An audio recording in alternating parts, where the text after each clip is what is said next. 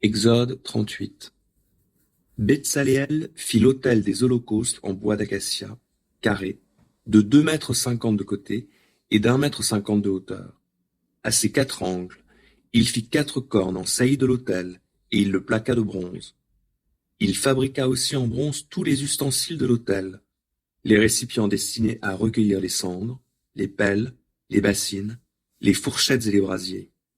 Il munit l'autel d'une grille faite d'un treillis de bronze et la plaça sous la bordure de l'autel, depuis le bas jusqu'à mi-hauteur.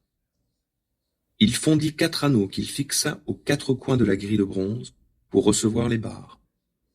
Il fit des barres en bois d'acacia et les recouvrit de bronze. Il introduisit dans les anneaux sur les côtés de l'autel les barres qui devaient servir à le transporter. Il le fit avec des panneaux et l'autel était creux à l'intérieur. Il fit aussi la cuve de bronze avec son socle de même métal en employant les miroirs des femmes qui s'assemblaient à l'entrée de la tente de la rencontre. Après cela, il fabriqua le parvis. Du côté sud, sur une longueur de 50 mètres, il était délimité par des tentures de lin retors. Elles étaient soutenues par 20 piliers, reposant sur 20 socles de bronze et munis de crochets et de tringles en argent. Du côté nord, il y avait également 50 mètres de tentures soutenues par 20 piliers reposant sur 20 socles de bronze et munis de crochets et de tringles en argent. À l'ouest, 25 mètres de tentures soutenues par 10 piliers reposant sur 10 socles et munis de crochets et de tringles en argent. Du côté est, le parvis avait aussi 25 mètres de largeur.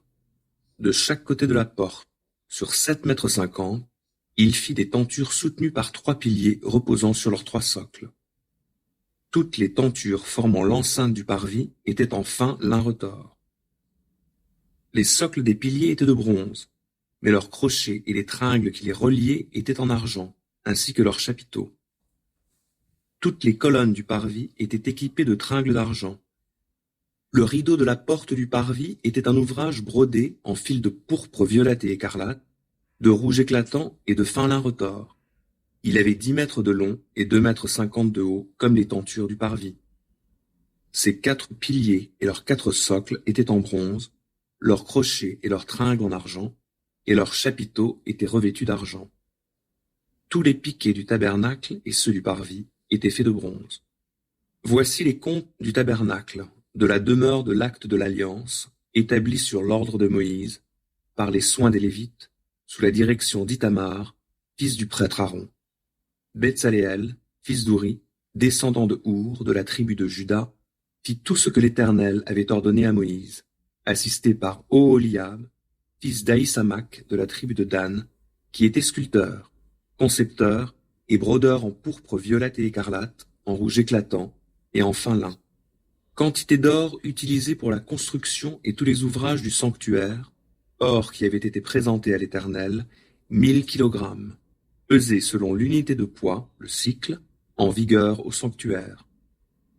L'argent apporté par les membres de la communauté dont on fit le recensement pesait 3440 kilogrammes, selon l'unité de poids en vigueur au sanctuaire, ce qui représentait une demi-unité de poids, soit 5,7 grammes par tête pour tous les hommes de 20 ans et au-dessus qui furent recensés, c'est-à-dire 603 550 hommes.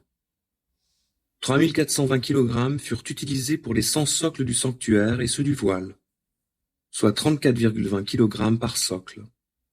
Les 20 kg restants furent utilisés pour les crochets et les tringles reliant les piliers, ainsi que pour le revêtement des chapiteaux. Le peuple avait présenté à l'Éternel 2421 kg de bronze.